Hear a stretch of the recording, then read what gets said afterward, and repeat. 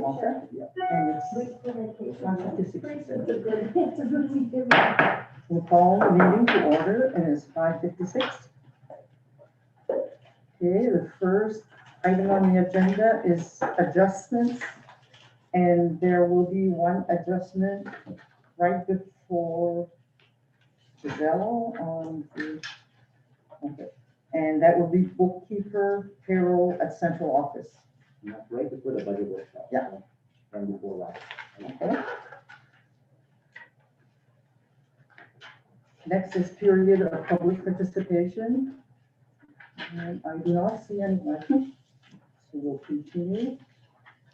We move to the approval of the minutes of March 22nd. I will need a motion. Gerard, second by Jamie. Is there any discussion or comments on the minutes? If not, we will take a vote in favor of approval of the minutes. Everybody's in favor. Okay. And next is the approval of the financial statements, revenue and expenditure reports for March. I will need a motion. Okay, Marina. Is there a second? Okay. In favor of approving the March revenue and expenditure report? All in favor? Okay, we'll move to the Department of Education news and updates, and then we'll inform us. The biggest news that I have is under the ESSER-3 funding.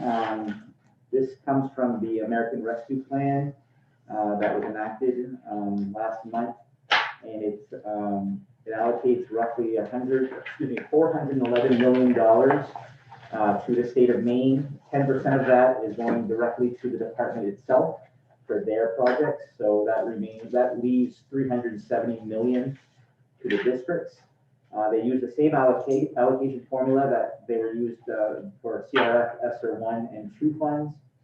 And our allocation here in MSAD33 for ESSER 3 is $443,118, a little more than double what we received in our last ESSER, our last ESSER allocation, ESSER 2.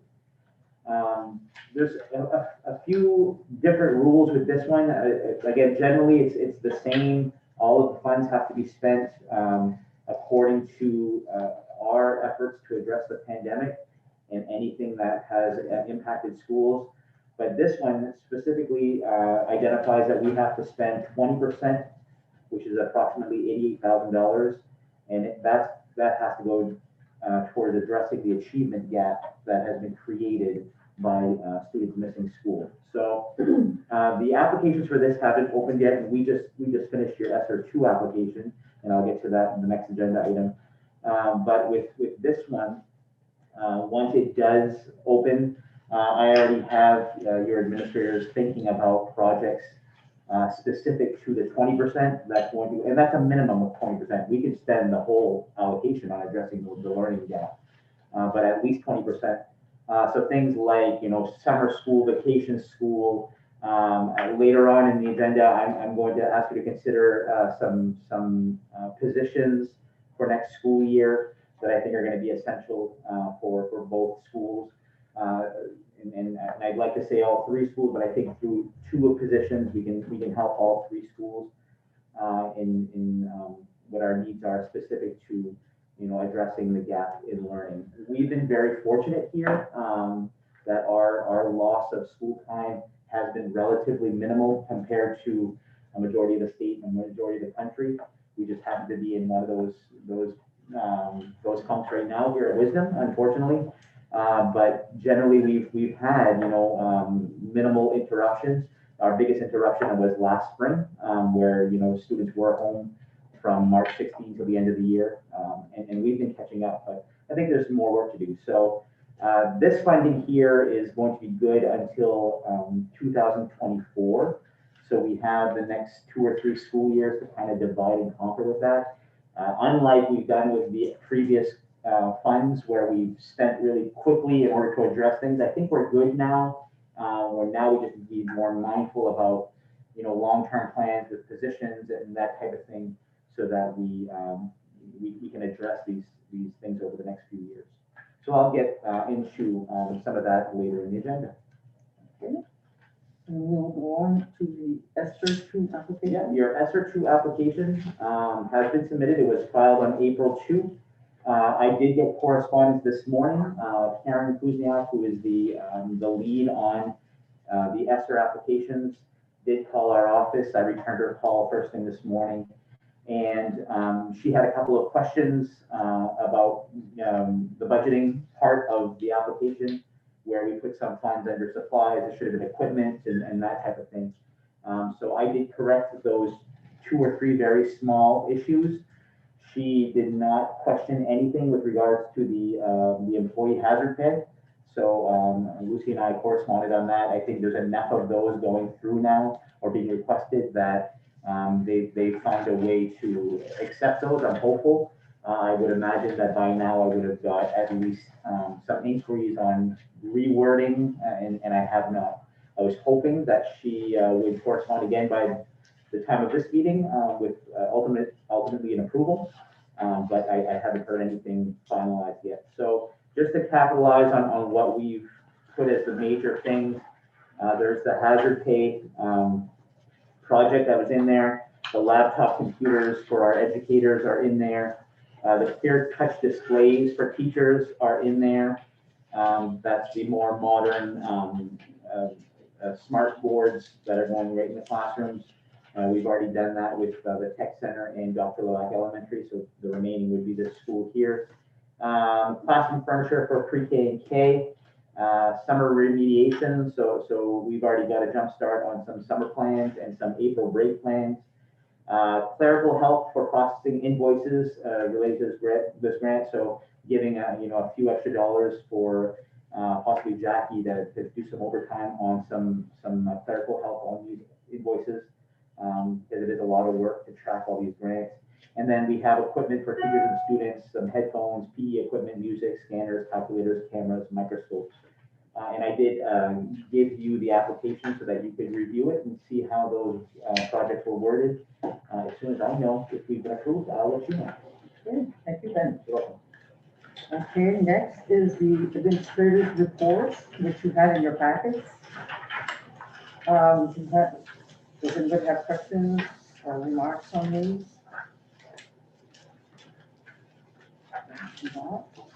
Just want to commend Emma Chamberlain, who was named to the Mandarin Principals Association Award winner for class of 2001. And she was also named Wisdom's Aroostook League Scholar Athlete for the Year. And the 8th grader Alex Corsi and 7th grader Kayla Nishel, Wisdom's Spelling Bee winners. And 5 Wisdom athletes. So this has been going on very well at Wisdom. Thank you. Okay, now we'll continue to committee reports.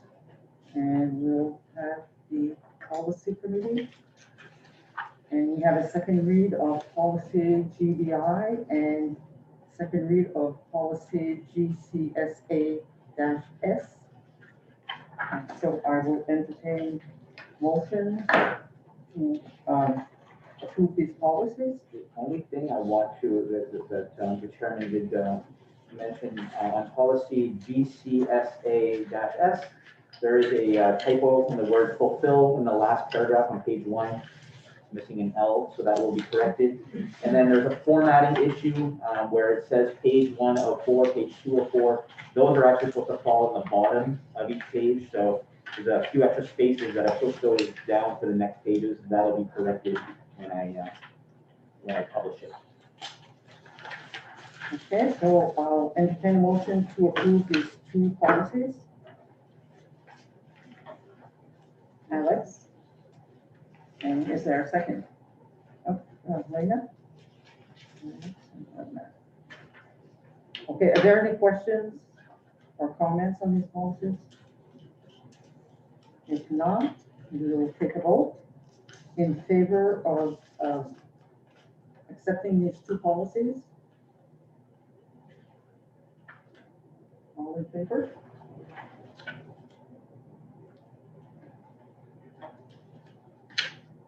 Okay. We will go on to the negotiations committee update. We are moving into the teacher negotiations here at MSAD33, and if you recall, last year we had started with the teacher negotiations, and then the COVID hit, and so what we had done is, we had created an MOU, a memorandum of understanding with the teachers for the salary, and we would come back, they froze the language, and we would come back this year and do the language.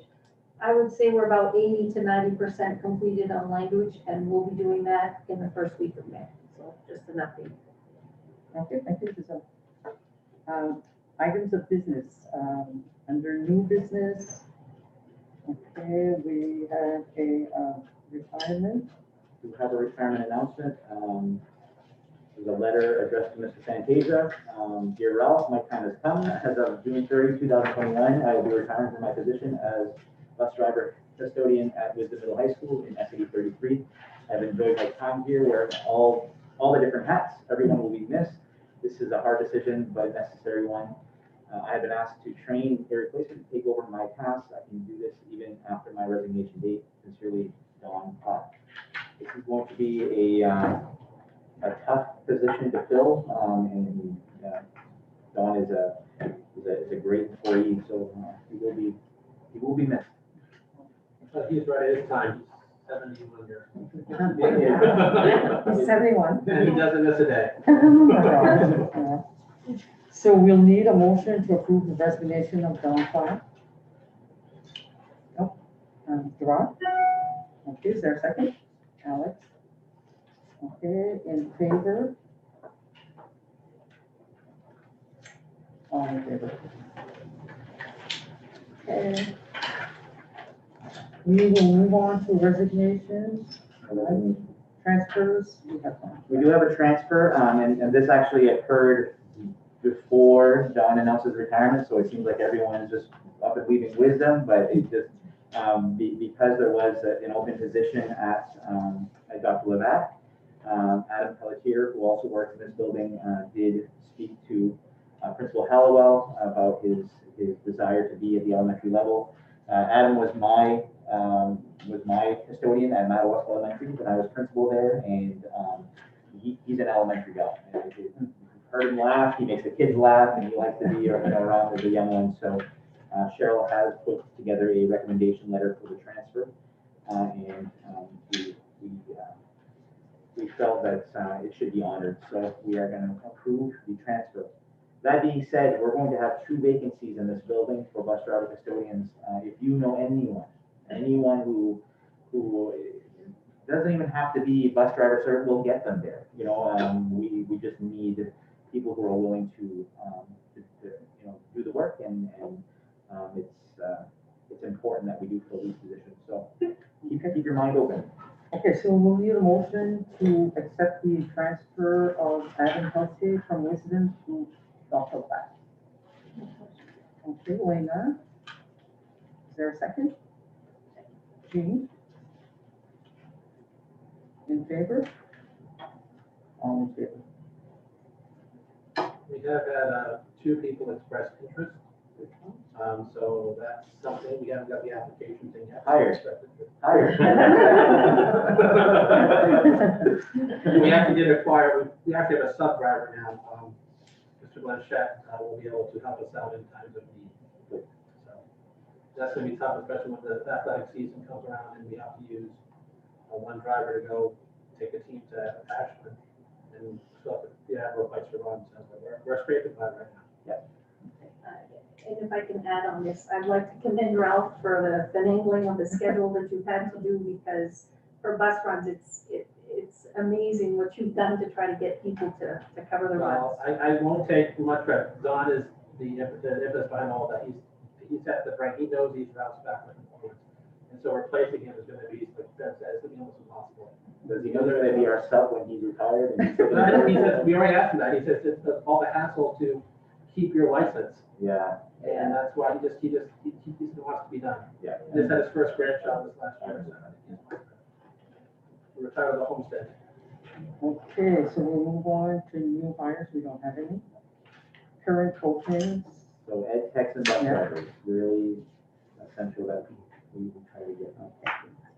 And next is addressing the learning gap. We'll let them fill us in. So as I mentioned earlier in regards to ESSER 3 funding, we will need to address learning gaps created by COVID-19.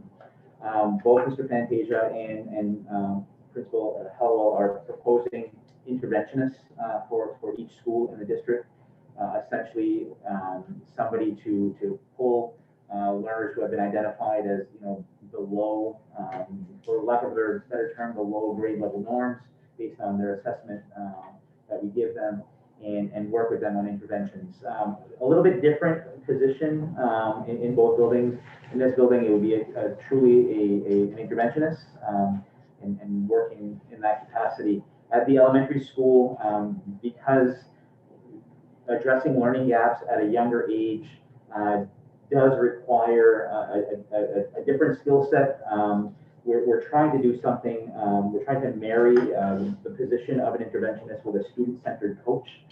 And a student-centered coach essentially is somebody who is going to partner with the teacher and be the person who is going to help them find resources, help them find the right interventions for the right kind of student, and it's all data-driven. So you essentially work through cycles with the teacher, and you attempt certain interventions in the cycle, you monitor the progress, and then you adjust accordingly. We truly felt that a full-time student-centered coach wasn't really necessary because, we only have one classroom per grade level, and the target early on will be kindergarten, first grade, essentially, initially to start, and then moving in second grade, and then moving in third grade slowly. But we felt that if this person could be a half-time coach, a half-time interventionist, and then also bring an interventionist in this building, we'll test all the data and see if it's worthwhile in continuing those positions for another year. But this would definitely be in line with the 20% that is required for addressing the learning gap. So that is our ask of you. Okay. Is there any questions for Ben? What will be the requirements for such a position? Teacher certification. Teacher Yeah, we could even talk about possibly an Ed Tech 3 certification for the interventionist here at this building, but a student-centered coach would have to have a teacher certification. So we would be looking to talk to the union about that being another teacher position under the teacher union. Any more questions for Ben? Okay.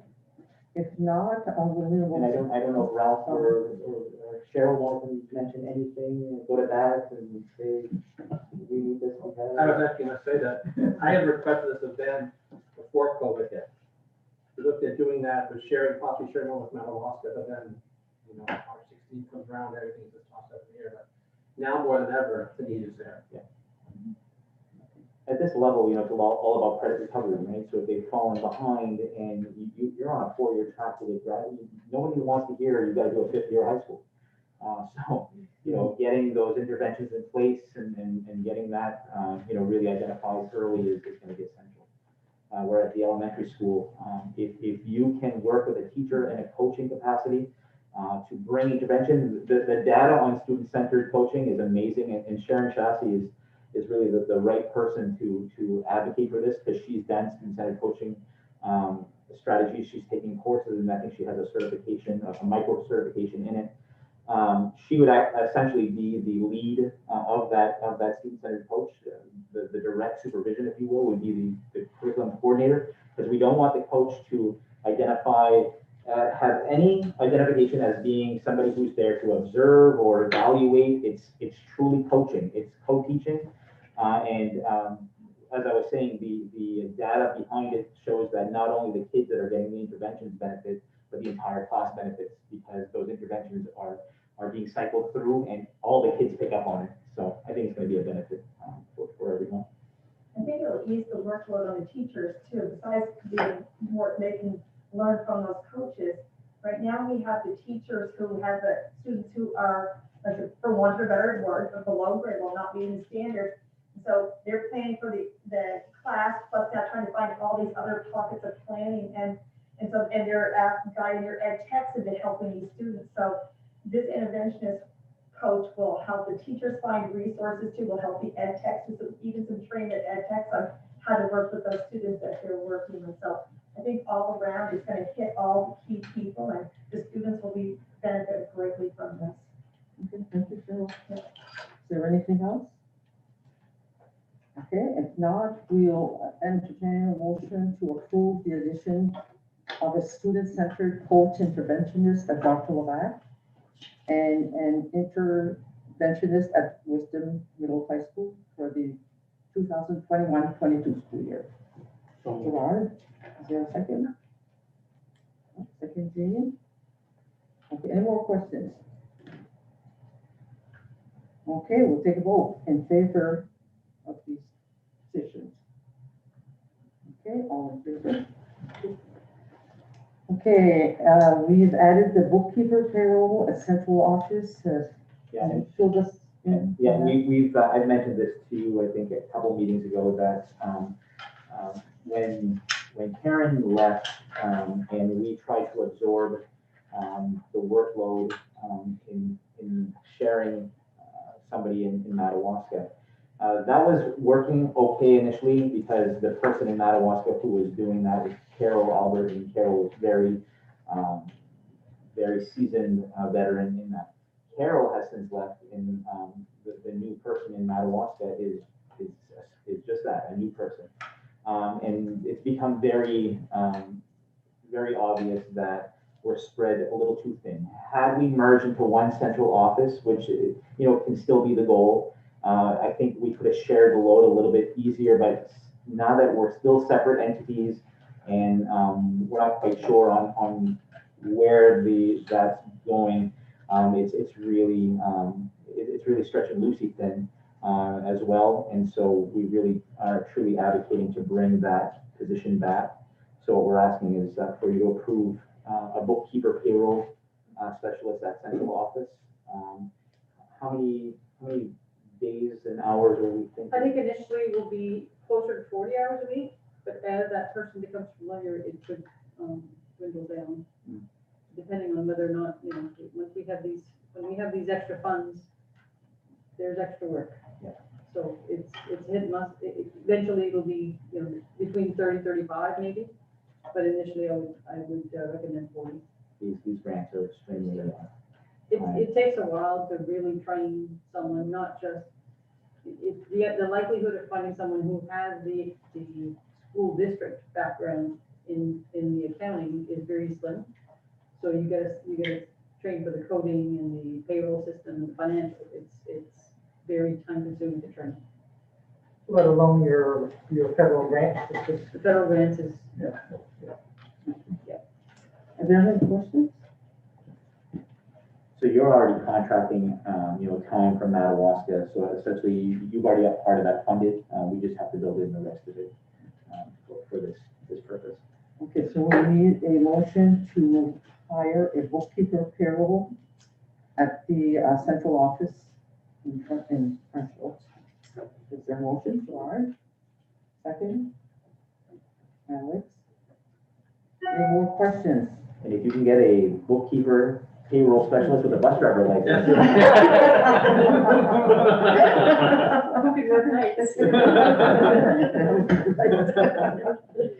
Okay, we'll take a vote on this. In favor? All in favor. Now, Lucy, it's your turn. in front of you, you have the documents that I'll be referring to.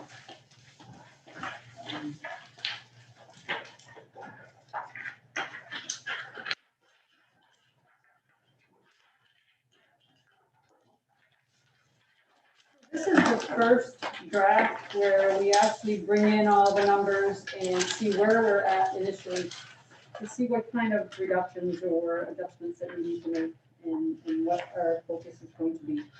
So I've numbered them, or I've identified them by big letters on the top right-hand corner of most of these. So the very first one, summary by cost center, has a letter A. And it just basically summarizes this first draft by cost center. So I have to, as the accountant for the district, I have to report in a certain fashion that the Department of Education tells us, certain items go into cost center A, regular instruction. That includes all your costs that belong in the classroom. So your teachers, your ed techs, your materials and supplies and equipment that pertain to the classroom itself and gifted and talented. The second cost center is special education programs. That's anything to do with special ed teachers, ed techs, or student costs. Your professional services such as your social work, your OT, PT, those kinds of services.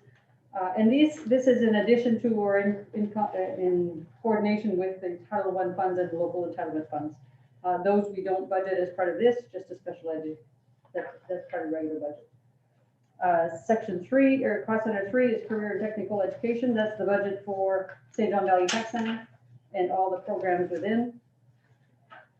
Other activities is cost center 4. That's all your co and extracurricular. Those are your trips and your clubs, your math club, your chess club, your arts, anything to do with that, and then all your sports such as your soccer, your basketball, your whatever we can put in there. Student and staff support is literally that. It's supporting the classroom or supporting the education and the activities that pertain. That includes your guidance, your library. It includes your teacher professional development. Includes your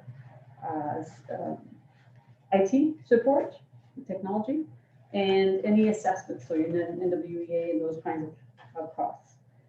Next one is system administration. That's your central office and your cost share of the board and the Valley Unified staff as well. School administration is the school office. Student transportation is anything to do with busing. And pupil transportation. Your facilities maintenance is your buildings and your vehicles that pertain to the facilities piece of it. School lunch program is your school lunch program. It's its own little business basically. And continuing education is you have a very small set amount that you leave in the budget every year in case you have community members that want to partake in the continuing ed program from the other districts. So our initial look would bring, last year's budget was $5,035,000, and this first draft is $5,357,000. So an increase of about $318,000 or 6.3%. I don't foresee this being the budget that we're going to bring to the community because there are things in there that we need to analyze further, and there's some projects and technology, and there's some ticket items, and I'll give you a short list later, but that's our first look at it and seeing where we go. B, super summary by category of expenses. I looked at all of those types of expenses and I summarize it as a whole. So total salaries in the budget and total salaries in health insurance. Doesn't matter whether they're part of the regular instruction or special ed or transportation. I take all of salaries and I put them in one, just so we can kind of get a gauge of what percent of your budget is salary, what percent of your budget is benefits, and so on. So you'll see different categories, and those you'll see repeated throughout when we get to a couple of reports later that show those types of expenses within each program, so that you kind of get a gauge of how we're building our budget. So our total salaries, I've got two columns of percentages. Column G is a percent different from last year's budget, and column H is a percent of that category of the entire budget. So we're seeing that 50.7% of the budget is made up of salaries, 11.3 is made up of the health insurance, and so on. That just gives you a snapshot of what kind of categories we capture and how we're reporting in groups. The other two, I really don't need to go into great detail. It's for your information. And the next time that we get to this, we'll actually analyze, I'll go through and Okay, if there's an increase here, kind of explain what the increase is and why we're, or a decrease and what the change is. But this C is a summary of programs within cost centers. So for example, when you first saw the first sheet, all of those lines were green. You should be able to track the same green lines in your, basically your drill down C and D, D reports. So in regular instruction, you actually have 4 sub-programs. I report based on elementary programs grades 3 to 8. I report separately for grades pre-K to 2. Report separately for grades 9 to 12, and gifted and talented programs. So those 4 programs are included in regular instruction. And the same type of idea for special education, we break down between what's your regular special education, the classroom, your special area admin services, so the office of the director, social work services, and then student contracted services such as your OT, PT, speech, and whatnot. And then you can go down the list of what programs are included in each cost center. The D1 is drilling it even further, and here you'll see the same categories within each program that you saw in the first sheet. The first sheet was a summary of the whole budget. Here you'll see your categories by program. So the salaries of grades 3 to 8, and the salaries of grades pre-K to 2, and so on.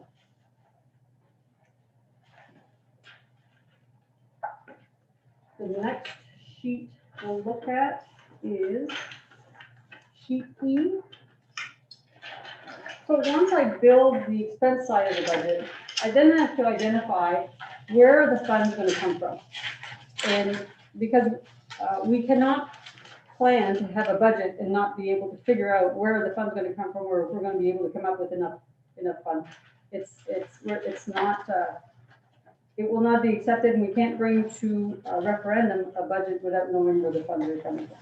So what I do then is I go through each type of receipts and funding that are identified, and I look at last year, and then I come up with the amount that I anticipate for this year. So right now, there's some that I'm still not 100% sure of, because until we analyze the budget for sure, there's a couple of placeholders in there. One is the budget carry forward. I do anticipate that I'll have a good carry forward again this year, because we've had some remote learning and we haven't gone anywhere for sports. We haven't run any of those programs, and we didn't run the nutrition program for some of the weeks that we had prepared for. I do anticipate it will carry funds. I've left it the same amount as last year for this first draft, but as we get closer to the end of the year, I'll have a better number. The CTE fund account, we do have to identify separately what is carried forward as a CTE fund. So the state gives us those funds separately, identify separately, and we have to track them separately. So in that CTE fund balance, we anticipate an increase of 122 that we'll be able to offset towards this year's budget. And the same with school lunch. So school lunch is its own little program, so we identify it separately. The yellow line, the EPS local allocation, that's the amount that was identified in the ED 279 as a local required. And there's a slight decrease of 8,606. The blue line is the additional local fund. So if we were to go with this budget and this budget level, I would anticipate that we would have to go to locals for 103,000, which would be an increase of 138,000 more than last year. That's our first draft. That's our first look. That is actually the last line that I plug in once I've identified all the sources of revenue. School nutrition program. What I've done for school nutrition, because we still don't know what's going to happen next year. We know that the majority of staff is likely going to be vaccinated. We don't know whether the students will be, or if they will even have an interest. So the chances of COVID still being around are high.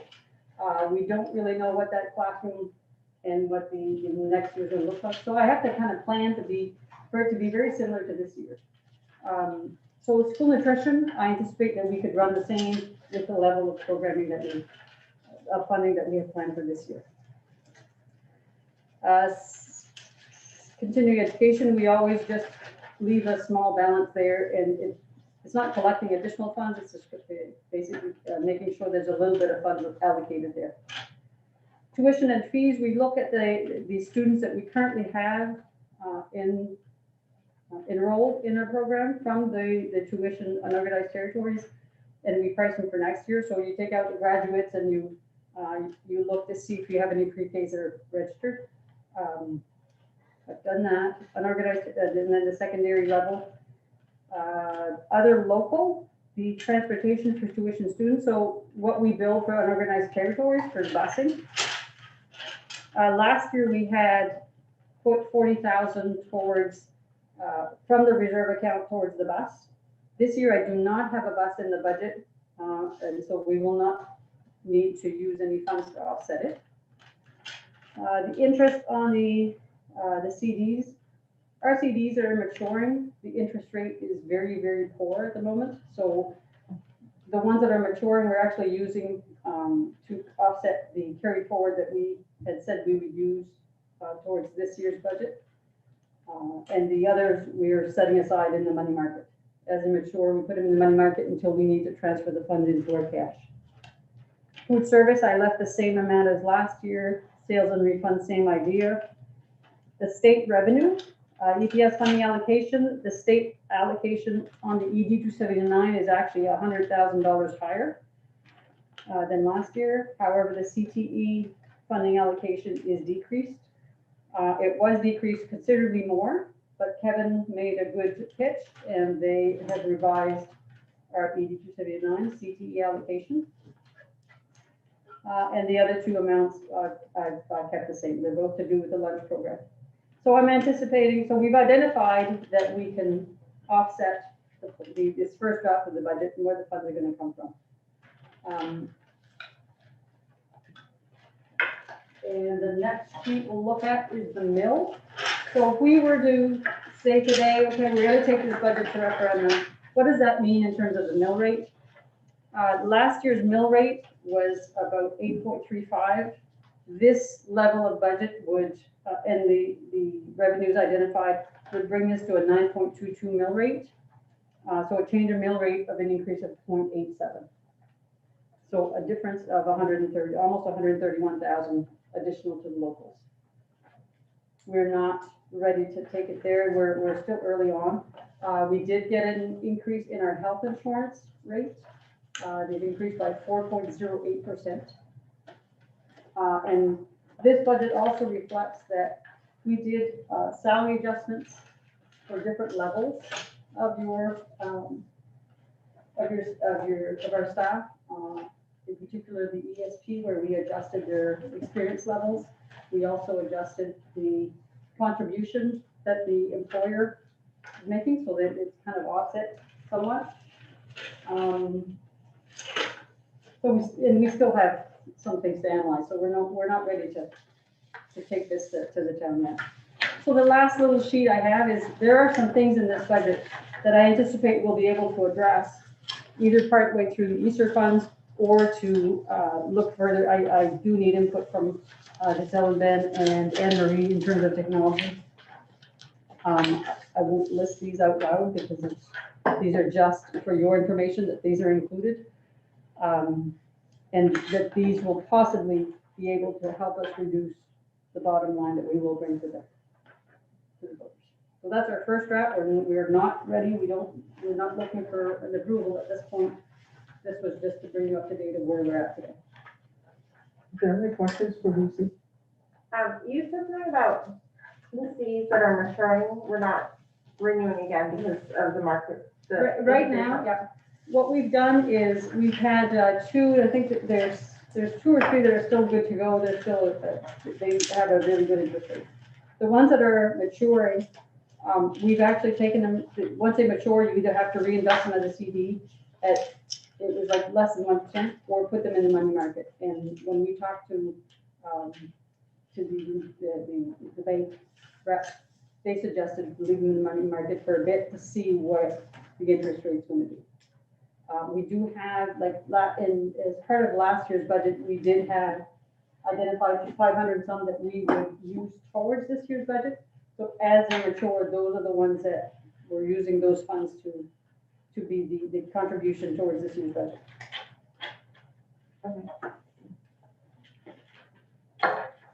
No question? I've been getting ED 279 for years now, and I've always argued that we get the wrong one. Kevin makes one argument about his, and if he gets it over. Kevin? His first attempt. There's a position open in central office. I have driven a bus before, but I didn't do it. Thank you, Lucy. Madam Chair and Mr. Superintendent, I neglected to ask for an adjustment to the agenda. I don't know if you want to bring the net energy billing opportunity, Mr. Superintendent. Legal counsel hasn't gone through it yet, Okay. so I wanted to table it until legal counsel went through that language. Yeah. And then we'll bring it through next. Is there any more business to be taken up? If not, so I'll need a motion to adjourn. Gerard, second? You? Is this a record? Is everybody agreeable to adjourn? Okay, thank you all for coming. Thank you all. You want these back?